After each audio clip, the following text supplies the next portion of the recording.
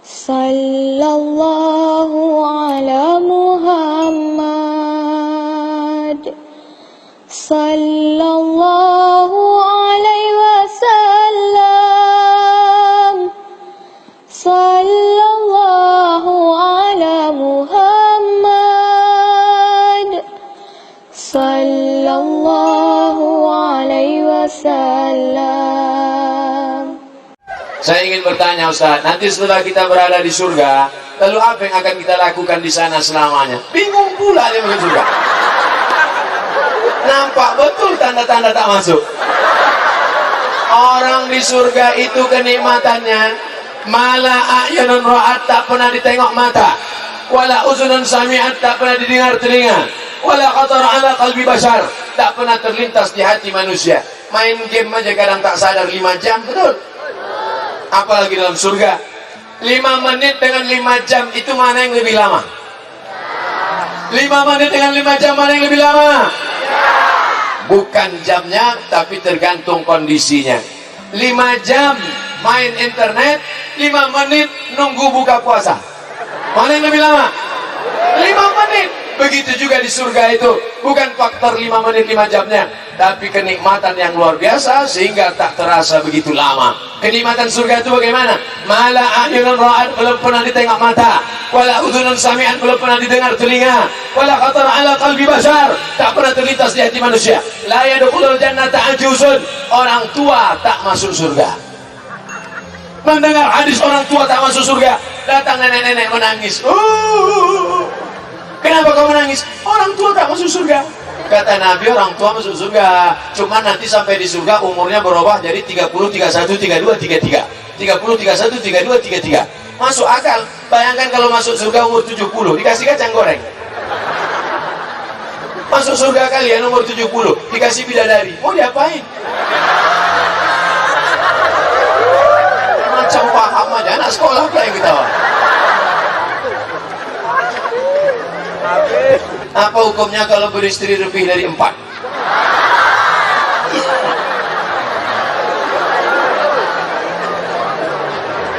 Fanki'u ma taba lakum minan nisa'i masna, nikahilah perempuan yang baik-baik itu 2, wa thulatha 3, wa ruba' 4, lebih dari 4 yang kelima berarti zina, tidak sah.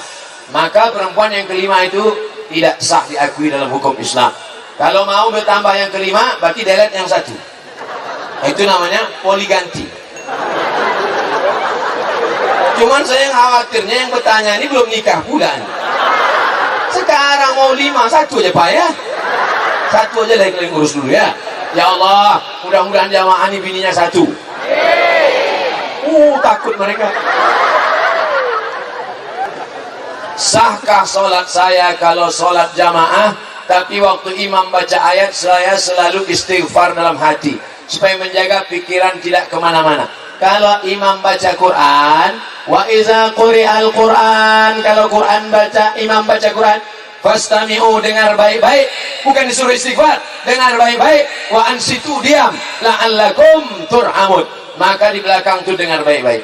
Bismillahirrahmanirrahim, dengar baik-baik. Jangan di belakang pula istighfar. Astagfirullahaladzim, astagfirullah.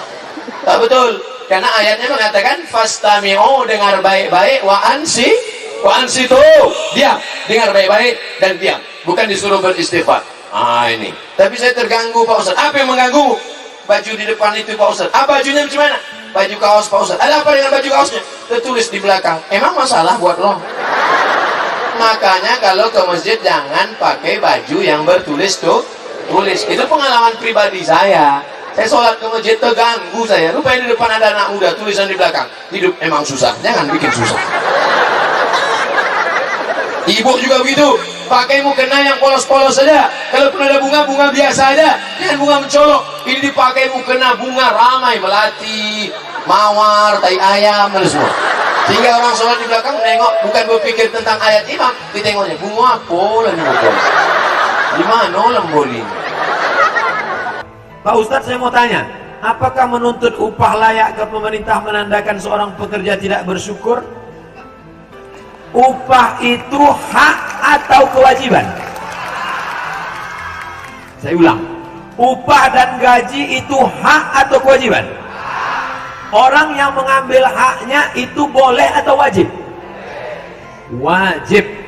Karena kalau haknya tidak diambil, maka orang lain makan hak haram. Contoh, saya punya uang saya dipinjam oleh bapak meminjam uang saya. Ketika saya tagih, saat itu saya sedang mengambil hak saya atau saya tidak bersyukur? Mengambil hak. Maka ambillah hak. Supaya apa? Supaya jangan sampai orang lain makan hak haram. Jelas? Karena kami merasa hak-hak upah kami, dia sudah tahu hak. Karena kami merasa hak upah kami sebagai pekerja belum sesuai, tidak diimbangi dengan kebutuhan pokok yang selalu naik.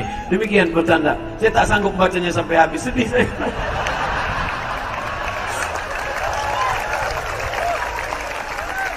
Mudah-mudahan pemerintah menaikkan sehingga menjadi berkah hidup. Apa hukum seorang PNS menyuap kepada instansi tertentu untuk mendapatkan PNS-nya? Gajinya haram, tunjangannya haram, SPPD-nya haram, uang gaji 13-nya haram. Jadi yang halal apa Pak Ustaz? Tak ada, semuanya haram. Dari ujung rambut sampai ujung kaki haram, haram, haram, haram. Ustaz ngomong gitu kan karena Ustaz nggak PNS. Saya PNS. Saya PNS. Karena PNS dulu saya tak kampanye. Kalau udah lama saya kampanye.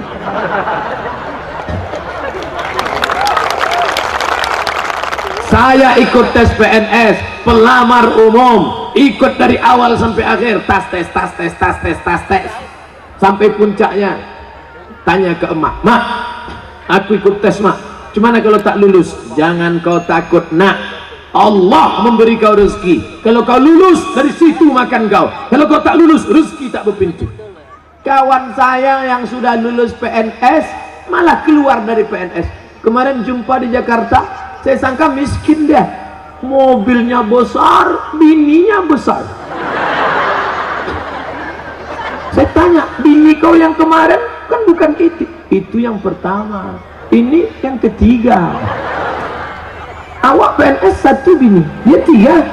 Mau PNS apa tak PNS?" Takut dia.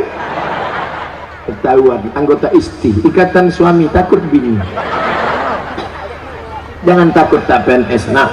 Rezeki tak berpintu diberikan Allah. Itulah letak akidah. Sungguh sangat membahagiakan saya bisa melihat Ustadz secara langsung. Gara-gara itulah aku tegak di depan nih. Kalau di situ kan jauh. Jamaah ini datang mau menengok Ustadz Somad itu ada apa tidak? Nyata tidak? Jangan-jangan alam goib dia. Biasanya kami cuma lihat di TV Pak Ustadz. TV One memang beda. Apa yang dimaksud dengan Islam Nusantara? Islam yang ada di Nusantara. Ada beda dengan yang ada di Makkah? Sama. Rukun imannya syahadat, sholat, zakat, puasa, haji. Begitu kata ketua Nahdlatul Ulama dulu, Kiai Haji Hashim Muzadi, dan Imam Masjid Istiqlal namanya Profesor Dr. Ali Mustafa Yaakob. Itu yang saya pegang. Islam di Nusantara. Orang Melayu ya bisa jadi ulama di Makkah, bisa jadi imam di Masjidil Arab. Orang dari Nusantara. Siapa namanya? Syekh Ahmad Khotib Al-Minkabawi. Al-Minkabawi dari mana nih? Bukit Tinggi, Minangkabau, orang awak mana? Bisa. Oleh sebab itu maka Islam di Nusantara tak ada beda dengan yang ada di Makkah, di Madinah, di Mesir, di Kairo. Apakah pacaran dilarang dalam Islam? Tak boleh pacaran. Laki-laki durian, perempuan timun. Timun yang ranum, yang mengkal, yang cantik dekat dengan durian. Yang rugi siapa? Timun. Kalian timun-timun kalau dekat sama durian paling tidak sobek sikit. Timun tuh diam aja deh. Durian tuh diam aja. Ada timun yang tak sobek. Apa? Timun plastik. Oleh sebab itu maka jaga kehormatan kalian anak-anakku. Bohong semua itu pacaran. Jalan sana jalan sini. Adinda, hati-hati ya, awas jatuh ya. Begitu dah nikah, mana mata kau tuh? Ada pacaran itu bohong. Yang rugi kalian pacaran bonceng sana bonceng sini, bonceng sana bonceng sini, masuk angin. Oh, yang hamil 9 bulan laki-laki apa perempuan? Perempuan. Yang melahirkan meregang nyawa laki-laki apa perempuan? Perempuan. Yang laki-laki ditinggalkan kawin dia sama orang lain. Jangan mau bohong, gombal. Jangan percaya sama laki-laki. Ustadz kok tahu? Saya kan laki-laki. Tapi tidak semua laki-laki macam ini. Saya mau nanya Pak Ustadz, ya saya punya pacar, janganlah pacaran lagi. Pulang dari sini, yang punya pacar putuskan, buanglah mantan pada tempatnya. Janji, janji, jangan ada dusta di antara kita. Kami pengen nikah karena kami takut hilaf, takut terbawa dosa. Tapi orang tua kekasih saya tak mengizinkan kami menikah. Saya tidak tahu apa alasannya. Mungkin karena saya orang susah. Jangan kau sendiri datang ke rumahnya. Kau bawalah ustadz-ustadz yang ada di belakang. Bawa Ustadz Ican, Ustadz Dahrizal. Ustadz Ican, tolong kawani aku ke rumah calon mertuan. Saya kemarin gitu. Ustadz, nanti Ustadz, jangan bawa saya. Nanti kalau saya yang bicara, saya yang diterimanya. Kalau Ustadz Ican nanti bicara, Bu, ini calon menanti ibu, ini orangnya mantap, rasanya maknyus, pasti diterimanya. Rekomendasi. Kalau kita pokok kecil, bernaung di pokok yang besar. Jangan petantang-petenteng datang ke rumah calon mertua. Assalamualaikum Pak, kupinang anakmu dengan bismillah. Makan kalau bismillah itu. Apakah sah wudhu kami jika ambil wudhu menambah membasuh pundak belakang leher sebelum membasuh kaki? Ibu saya melakukan itu. Dibasuhnya leher sampai ke pundak. Hadisnya apa? Fa'atilu. Kalau kalian berwudhu, nanti wudhunya itu sebagai cahaya hari kiamat. Wajah bercahaya, tangan bercahaya, kepala bercahaya, telinga bercahaya, kaki bercahaya. Bagaimana Nabi Muhammad mau membedakan ini umat Adam, ini umat Nuh, ini umat Musa, ini umat Isa? Bagaimana Nabi Muhammad membedakan ini umat Musa dengan umat Muhammad? Dari wudhu yang bercahaya. Maka rajin-rajin wudhu. Tapi kalau mau kentut, kentut aja, jangan ditahan sampai biru muka. Ghairil maghdubi alaihim waladdallin. Jangan ditahan, lepaskan aja. Mumpung kentut belum bayar. Kentut, apa pula kentut? Wudu adalah cahaya. Kata Nabi, maka perpanjanglah cahaya itu. Nah, ketika menafsirkan inilah ulama terbagi dua. Yang pertama mengatakan perpanjang cahaya itu maknanya lama-lama wudu jangan sampai batal. Tapi kelompok kedua mengatakan perpanjang wudu artinya diperpanjang lebih daripada batasnya. Waktu menyapu muka diperpanjang sampai ke leher. Supaya apa? Cahayanya. Jadi kalau ada nanti yang berwudu dibasuhnya sampai leher sampai ke tengkuk, itu sebetulnya dia ingin memakai tafsir yang kedua. Tak salah. Oh, kalau gitu Pak Ustadz, aku jangan sampai leher, masuk aja ke dalam bak. Jangan, itu mandi namanya.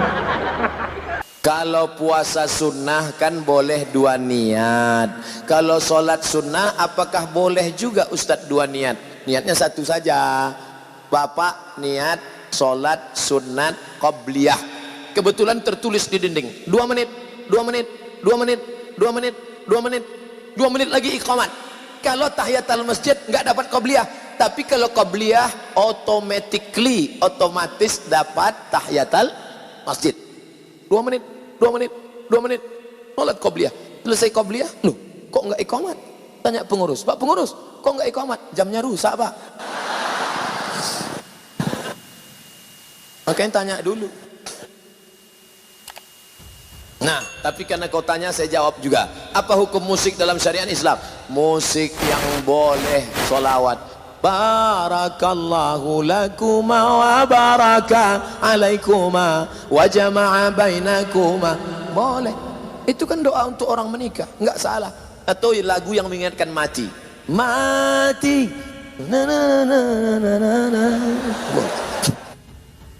Untuk yang anak-anak muda. Kalau untuk yang emak-emak, bila Israel datang memanggil, jasad terbujur di pembaringan. Tapi lagu itu jangan dinyanyikan waktu acara pesta nikah. Berikut ini mari kita dengarkan satu lantunan lagu yang disampaikan oleh ibu-ibu dari majelis pengajian. Sekujur tubuh akan menggigil, sekujur badan kan kedinginan. Pengantinnya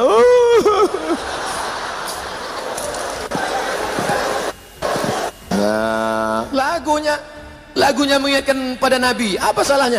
Ya asyiqal Mustafa abshir binailil muna. Ya asyiqal Mustafa, wahai engkau yang merindukan Mustafa Nabi Muhammad SAW, abshir binailil muna, engkau mendapatkan kabar gembira karena segala yang kau inginkan akan dikabulkan Allah Subhanahu wa taala. Apa salahnya? Maulaya salli wa sallim daiman abada ala habibika khairil khalqi kullihim. Ibu-ibu yang sedang hamil sambil baca selawat. Maulaya salli wa sallim daiman abada. Anaknya tenang, suaminya tenang. Ini enggak, sambil masak. Datang suami di belakang. Lahir anak, siapa namanya? Amitabh Bachchan.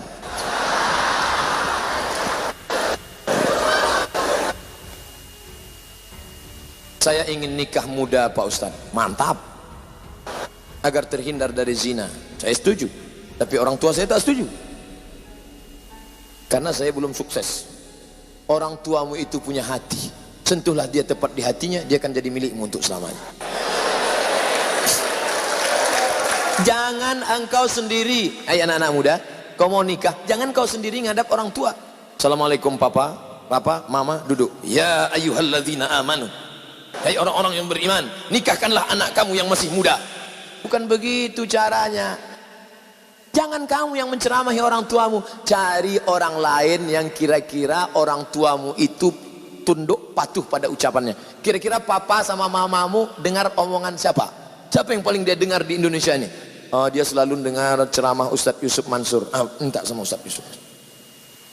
Nanti yang ngomong Ustadz ngomong ke dia. Masa anak lu mau bangun pakai mercon?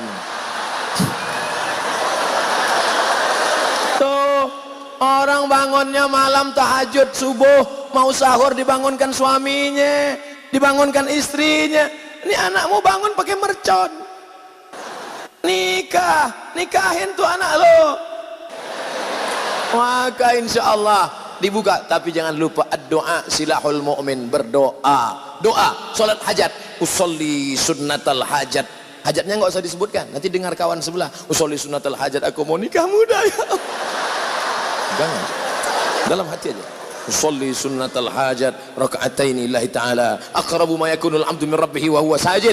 Doa yang paling kabul ketika sujud. Di sujud terakhir itu kau doa sepanjang-panjangnya. Tapi jangan bahasa Indonesia. Kalau kau pakai bahasa Indonesia doanya batal, sholatnya batal. Jangan diucapkan di mulut. Subhanallah a'la bihamdi, subhanallah a'la bihamdi, subhanallah a'la bihamdi. Ya Allah nikah muda. Jangan. Dalam hati boleh, dalam hati boleh. Minta. Doa itu enggak usah terlalu detail. Ini detail. Allah, aku mau menikah, namanya si Anu, lahir tahun 1999 ini. Saya pendidikan S1 di sini, S2, S3 di sini. Ini anak Pak Anu, rumahnya di jalan ini nomor 39 sepadan ini. Enggak perlu. Perlu sebutkan. Minta kepada Allah Subhanahu wa taala. Ya Allah, lembutkan hati orang tuaku, lembutkan pula hati calon mertuaku, lembutkan pula calon anak gadis ini. Kalau kau tiupkan angin kesabaran, keindahan dalam hatinya sehingga dia bisa menerima aku. Tapi kalau tidak terimanya, tiupkan angin puting beliung, ratakan dia dengan tanah. Jangan. Tidak boleh mendoakan yang tidak baik, mendoakan yang baik-baik saja. Bagaimana jika kita menemukan uang? Nah, ini enak ini. Uang itu kita masukkan ke dalam kotak amal langsung tanpa kita umumkan. Namanya luqatah. Luqatah harus diumumkan selama 1 tahun. Kalau selama 1 tahun tidak ada pemiliknya, itu milikmu. Makanya selama setahun itu kau berdoa supaya tidak datang pemiliknya. Pas hari yang ke-359, ya Allah, Jangan sampai datang dia. Pagi 360 dia pun datang. Kiamat sudah terjadi, saudaraku. Saya ditahan sudah 3 bulan. Akhirnya saya tidak bisa memberikan nafkah lahir batin pada istri. Apakah saya masih sah menjadi suami bagi istri saya? Ingat dulu Adinda, saudaraku, waktu kau nikah disuruh Pak Kua baca sirat tak.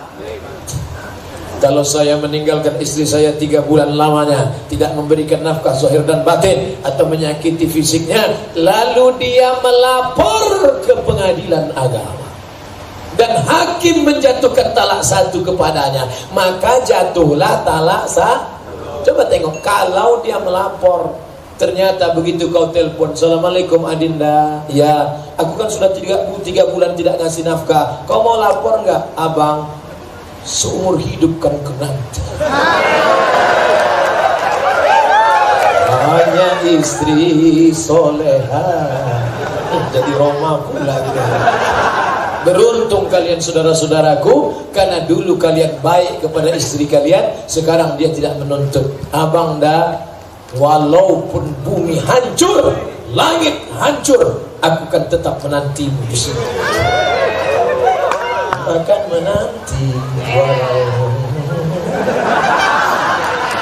dia tetap menunggu. Kita doakan mudah-mudahan mereka sabar menanti di sana.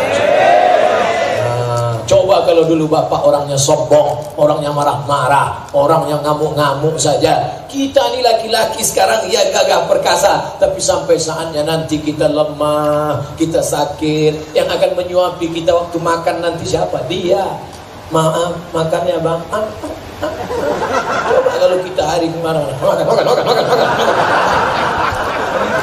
Makanya dulu sehat. Makanya yang pernah melukai perasaannya, yang pernah menyakiti hatinya, maka tak ada salahnya meminta maaf. Nanti kalau dia datang, ambil bunga, minta izin sama Pak Kalapas, minta bunga setangkai.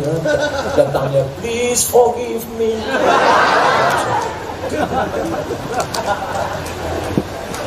Ustaz, saya pernah mencuri, tapi hasil curian saya sedekahkan. Ini pasti yang buat pertanyaan Robin Hood. Saya baru tahu nih Pak Karutan, ternyata Robin Hood berada di sini. Warga binaan Rutan Salemba. Kita tidak bisa mencuci dengan air kencing. Ibu lagi ngapain, Bu? Nyuci kain. Iya. Pakai air apa? Air kencing. Gak bisa. Makanya berwudu airnya harus air suci mensucikan. Wudu pakai air kelapa, air tebu, gak bisa. Air hujan, air mata air sungai, air laut, tidak bisa. Innallaha thayyibun, Allah maha baik. La yaqbalu illa thayyiban, tidak menerima kecuali dari yang baik. Baik. Duit hasil mencuri, duit hasil korupsi, duit hasil nepotisme, duit hasil riba diberikan sedekah, tidak diterima Allah, dibawa ke Makkah. Labbaik Allahumma labbaik, labbaik Allahumma labbaik. Apa kata malaikat? La labbaik wala sa'daik. Kau tak dapat haji mabrur karena kau berangkat dengan uang hasil curian, hasil riba, hasil narkoba, hasil merampok, hasil merampas. Islam mengajarkan bersih awalnya, bersih tengahnya, bersih ujungnya. Ustaz, jujur saya pernah sholat sambil mabuk. Kira-kira diterima apa tidak? La taqrabus salata wa antum sukara. Jangan kamu sholat ketika sedang mabuk. Ada dulu zaman kejadian zaman Nabi, orang sholat sedang mabuk. Ada. Ketika sedang mabuk dia sholat. Wala ana abidu ma'abatum wala antum abiduna ma'abud, wala ana abidu ma'abatum wala antum abiduna ma'abud, wala ana abidu ma'abatum. Enggak dapatnya simpang lakum dinukum waliyadi. Makanya jangan sholat ketika sedang mabuk. Sholatmu tidak sah. Syarat orang yang sholat baligh dan berakal. Orang yang mabuk akalnya hilang. Itulah mengapa Allah haramkan narkoba, karena menghilangkan akal. Kalau sudah kau kena rusak, error, gila, mati. Pak Ustadz, badan saya bertatu. Apa hukumnya bagi yang bertatu? Kalau sholatnya sah. Orang yang bertato mandi wajibnya sah, wudunya sah. Yang sudah bertato tak usah kau ambil setrika lalu kau setrika tato. Biarkan aja tatumu apa adanya. Seluruh orang di dunia ini mengatakan solatmu tidak sah. Ulama Ahlus Sunnah wal Jamaah mengatakan solatmu sah. Tak usah kau risaukan. Tapi yang belum bertato jangan buat tato. Dah. Ini orang waktu muda dulu tatonya ular kobra. Setelah tua kena diabetes, kurus jadi cacing pita.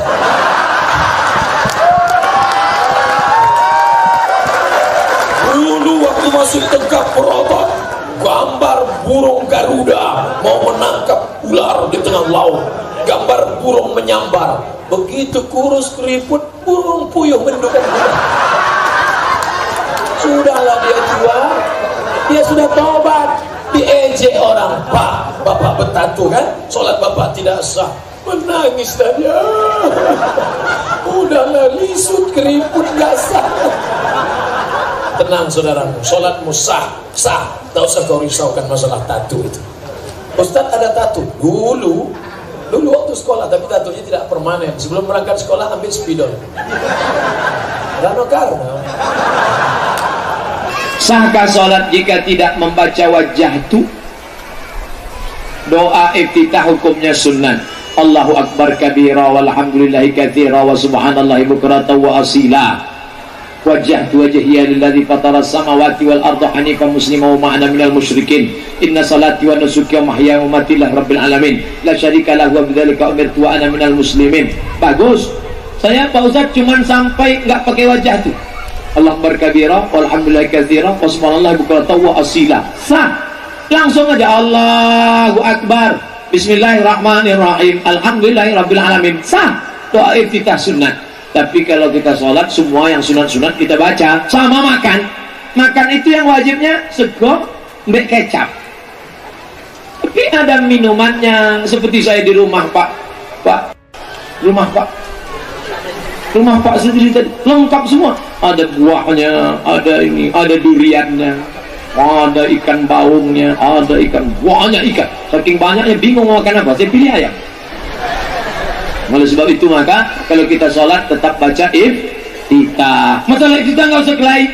Yang satu NU iftitahnya Allah akbar kabira walhamdulillah katsira wa subhanallahi bukratan wa asila. Sing siji meneh Muhammadiyah Allahumma ba'id baini wa baina khotoyaya kama ba'adta bainal masyriqi wal maghrib. Sing siji NU, sing siji Muhammadiyah, perang antara Allahumma ba'id sama Allah akbar kabira. Yang di tengah preman baru tobat. Bingung dia kelahi. Mau pakai Allah akbar kabira wapi sing bocah Allahumma ba'id baini wa baina khotoya apik tenan kulo semuanya apik kabeh. Mudah-mudahan semuanya mendapatkan rahmat Allah Subhanahu wa taala. Amin. Kita bersedekah mohon kesembuhan anak kita. Boleh apa tidak? Ya Allah, aku bersedekah ini 5 juta supaya anakku sembuh. Kalau tak sehat ku ambil balik. Boleh apa tidak berdoa dengan menyebut sedekah? Boleh. Mana dalilnya? 3 orang masuk ke dalam gua, hujan gerimis, masuk ke dalam gua, tiba-tiba batu bergelinding bulat menutup pintu gua, tertutup gelap. Mau miss call HP belum ada. Berdoa salah satunya, ya Allah, aku punya pembantuku ini sudah mau dapat gaji, tiba-tiba dia pergi tak tahu entah kemana. Ku ambil duit gajinya, ku belikan kambingnya beranak pinak, bercucu cicit ramai. Sampai suatu hari pembantu itu datang, aku panggil, hei pembantu sini, ingat gajimu belum kau ambil? Iya, gajimu sudah kubelikan kambing, inilah kambing yang banyak, ambil semua kambingmu ini. Akhirnya pembantuku itu mengambil semua kambing itu sampai tak tersisa satu pun. Ya Allah, berkat sedekahku ini bukakanlah pintu gua. Terbuka pintu gua. Itulah dalil boleh berdoa kepada Allah dengan menyebut bertawasul dengan sedekah. Ya Allah, berkat sedekahku kemarin, mudahkanlah urusan anakku ini supaya cepat menikah ya Allah. Berapa sedekahnya? 2.000 perak. Lama lah.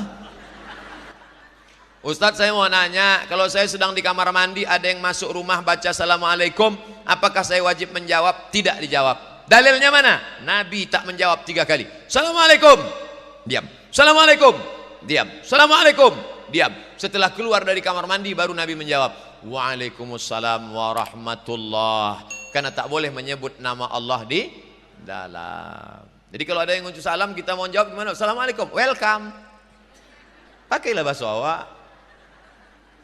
Saya ada dengar hadis yang disampaikan oleh seorang ustadz bahwa jika azan subuh berkumandang pada bulan Ramadan, sedangkan makanan ada di dalam mulut atau di tangan, maka boleh dihabiskan. Bagaimana tuh Pak Ustadz? Begini ceritanya. Zaman Nabi, azan itu dikumandangkan sebelum masuk waktu. Waktu akan masuk pukul 4.43. 4.40 dia sudah azan. Maka ketika Allahu Akbar, Allahu Akbar, Allahu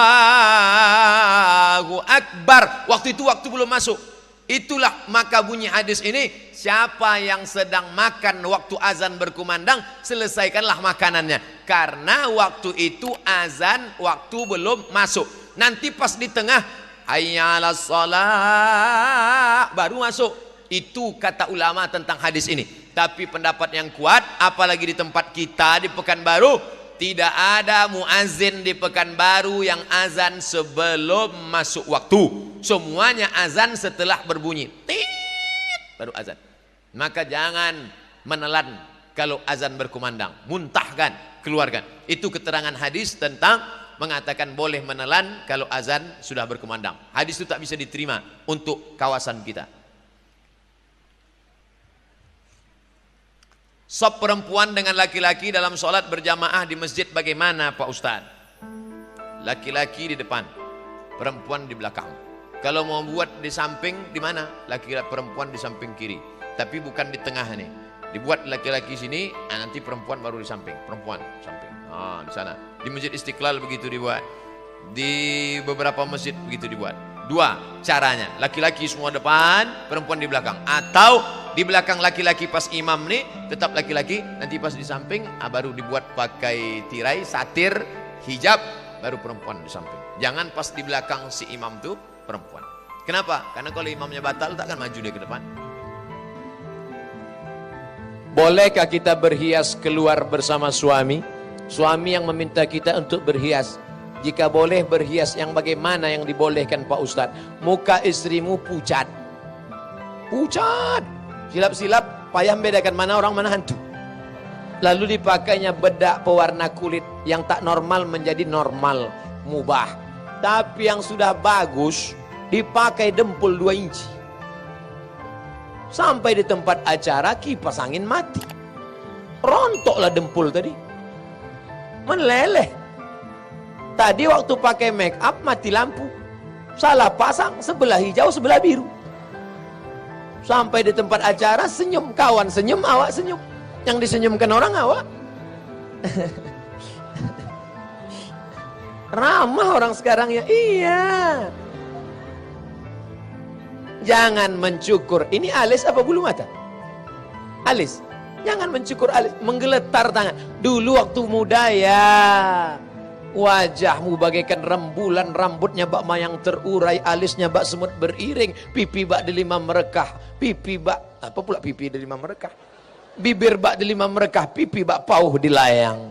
Setelah anak 3 do re mi fa sol la si do, alis tak lagi macam semut beriring, macam PNS bubar barisan. Serak-serak. Ambillah pisau silet untuk merapikan. Ustadz sudah kasih tahu hadis riwayat Abdullah bin Mas'ud. Jangan cukur, jangan cukur. Enggak cukur Pak Ustadz, merapikan aja sedikit. Rupanya menggeletar, habis. Hilang. Takkan mungkin pergi undangan hilang sebelah. Hilang kan dua-duanya. Hilang. Kawan dan nelpon bolak-balik. Jangan, kita berangkat jam berapa? Untung ada spidol whiteboard, penghitung kopra. Terima kasih ya bang, kau memang sayang, sediakan spidol pasang. Alhamdulillah. Sampai di tempat acara makan rendang pedas, panas, meleleh. Panasnya iya. Balik ke rumah jam 9 pemadaman bergilir. Bang, buka pintu. Tengoknya pintu. Allahu la ilahul qayyum la ta'khudhuhu sinatun wa la nawm lahu ma fis samawati wa ma fil ardi man dzalladzi. Kenapa hantu ni tak pergi? Aku bini apa?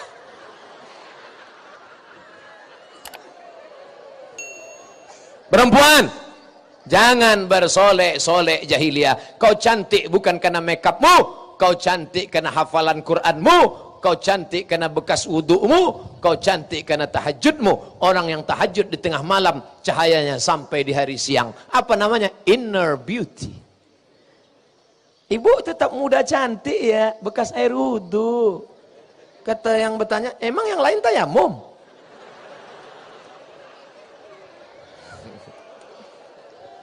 Jangan bersolek. La tabarrujna tabarrujal jahiliyatil ula.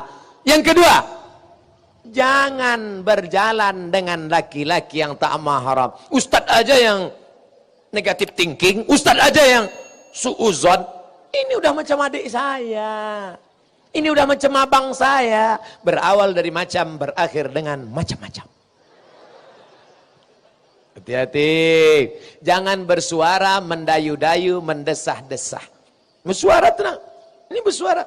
Kamu pergi jam berapa? Jam 5. Suara aja yang normal. Makanya kalau ada orang nelpon salah sambung, jangan kalian bersuara mendayu-dayu, mendesah-desah. Jam berapa ini? Jam 5. Assalamualaikum. Waalaikumsalam. Di mana nih? Tembilahan. Indragiri Hilir. Tembilahan. La taqda'na bil qaul. Jangan bersuara mendayu-dayu, mendesah-desah. Yatma'alladzi fi qalbihi marad. Karena ada laki-laki yang tak tahan mendengar suara mendayu-dayu, mendesah-desah, dia langsung error. Jika seorang akhwat sudah siap untuk menikah, kepada siapakah orang pertama yang harus diminta tolong? Akhwat sudah siap nikah, lalu dia minta tolong ke siapa? Iya pula, minta yang mencarikan calon anak gadis kita itu adalah ayah. Maka hai ayah-ayah yang punya anak gadis, nah sekarang kalian cari yang berbaju-baju coklat. Menyesal pula tak saya pakai baju itu tadi. Saudaraku yang dimuliakan Allah Subhanahu wa taala, apakah boleh menawarkan anak gadis kita kepada orang soleh, Pak Ustadz? Boleh. Mana dalilnya? Seorang perempuan tegak berdiri ketika Nabi sedang tausiah. Apa kata dia? Inni wahabtu laka nafsi. Aku berikan diriku kepada engkau ya Rasulullah. Nabi diam. Nabi diam. Ini dalil boleh menawarkan diri pada orang soleh yang jelas agamanya, yang taat, jangan ember bocor tapi keliling. Jangan kalian tawarkan diri kalian kepada orang bocor, habis itu di-update-nya status, dia baru menawarkan dirinya padaku. Oh, bocor cerita, ramai masalah. Oleh sebab itu kalau dia amanah, kau tawarkan. Tapi kalau tidak amanah, jangan, karena akan menimbulkan fitnah. Bapak yang mencarikan calon, hadisnya jelas. Man ala salasa banatin, siapa yang membesarkan 3 anak perempuan, fa'adabahunna, dididiknya dengan baik, wa zawwajahunna, nikahkan dengan orang baik-baik, wa asana ilaihinna, buat baik sampai mati. Tengok, punya anak perempuan, didik dengan baik, sekolahkan pesantren dengan baik, kasih makan yang baik, nikahkan, wa zawwajahunna, nikahkan dengan orang baik-baik. Kasihan kita, anak gadis cantik jelita, di rumah pakai jilbab panjang, setelah menikah disuruh suaminya buka pakai rambut rebonding warna 3 warna, merah, kuning, kelabu. Dulu anak kukunya pendek, sekarang disuruh suaminya kuku panjang, pakai kutek. Di atas black kutek, di atas black kutek, di bawah black daki. Gara-gara apa? Gara-gara dapat suami anak fang. Dulu kalau pulang ke rumah, Assalamualaikum ayah. Sekarang enggak, sehat ya. Kacau tuh anak gadis kita. Yang salah siapa? Kita. Karena menengok dunia. Hai bapak-bapak yang punya anak gadis. Ini nampaknya Ustadz dapat bisikan dari anak lajang yang tak laku-laku karena luka-luka, dan laki-laki tak laku-laku karena luka-luka penuh liku-liku. Bapak-bapak yang punya anak gadis, kalau kalian mahalkan mahar anak gadismu, kalau mahar mahal, maka zina murah. Betul? Jangan sampai anak-anak muda ini tunjuk rasa di tembilahan, turunkan harga mahar. Banyak orang tua lebih mau makan di daun daripada makan di piring. Lebih mau makan di daun. Kita maunya lembutlah kita bertanya ke anak gadis kita. Nah, itu ada anak lajang mau meminang engkau. Kau mau apa enggak? Kalau anak gadis itu diam, apa kata Nabi? As-sukutu alamatur ridha. Diamnya tanda setuju. Diam dia. Tanda setuju. Dulu anak gadis malu, diam. Anak gadis sekarang, nah itu ada anak lajang Minang, kau mau apa enggak? Jawab iya aja atau iya banget ya. Ustadz Somad, saya dulu datang ke rumah dia 2 kali. Datang yang pertama silaturahim, datang yang kedua datang bapaknya nanya, nah sini, kalau datang silaturahim sekali, kalau mau nikah saya malu sama tetangga, kalau kau mau nikah aku nikahkan, kalau tidak jangan datang lagi. Harus tegas bapak, orang tua membiarkan anak gadisnya, walaupun rajin sholat berjamaah, walaupun ke Makkah bolak-balik, la yadkhulul jannata dayus, tak masuk surga dayus. Siapa itu? Alladzi la yagharu ala maharimihi, dibiarkannya mahramnya anak gadisnya berjalan dengan laki-laki yang tak mahram, biarkan saja. Saya bawa anak gadis bapak ya, bawalah. Jam 1 ya pak, sampai subuh pun tidak apa-apa. Wow, tanggung jawab di hadapan Allah. Ini jangan-jangan Ustadz Somad ceramah di tembilahan aja berapi-api nih. Jangan-jangan anak gadisnya di rumah juga sering dibawa laki-laki. Saya kasih tahu anak saya 1 laki-laki. Ustadz mau tanya, saya sering bolos kerja demi hadir di majelis tablik akbar. Ini nampaknya mau minta fatwa halal. Saya dosa apa enggak ya Pak Ustadz? Pekerjaan itu terbagi 2. Ada pekerjaan yang sifatnya menjadi pelayan masyarakat. Itu yang dipakai waktunya. Dia standby dari jam 8 pagi sampai jam 4 sore nunggu orang. Ini yang begini, kalau model pekerjaannya menjadi pelayan masyarakat begini, dia bolos, haram. Gajinya haram. Kalau dia PNS, APBD, APBN makan haram. Kalau dia swasta, gaji yang dia pakai haram, karena dia sudah meninggalkan kerja. Tapi ada jenis kerja nomor 2, dia tidak melayani masyarakat umum, dia kerja borongan. Yang dikerjakannya itu tugas. Selesaikan ini 500 halaman laporan, bisa selesai 6 jam, tapi karena dia orangnya cerdas, selesai 2 jam. Maka yang 4 jam itu dia pergi, kepergiannya tidak meninggalkan kerja, karena kerjanya sudah selesai. Nah, saudaraku yang membuat surat ini, aku tidak tahu engkau golongan pertama atau kedua.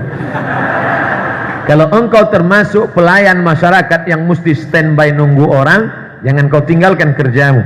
Gimana saya mau dengar pengajian? Bisa streaming, ada rekaman.